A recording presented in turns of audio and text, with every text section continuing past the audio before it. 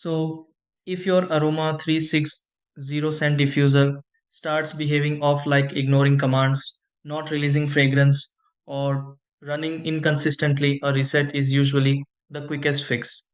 These diffusers are built with internal timers and program cycles, and sometimes those settings glitch out after long usage or sudden power interruptions. When that happens, the unit might seem completely unresponsive or just not perform the way it should. The good news is you don't need any tools or complicated setup to fix it. A clean reset clears the system and allows it to restart fresh, almost like setting it up for the first time again. Let's jump straight into the exact steps to reset your Aroma 360 diffuser properly. Try these first. 1.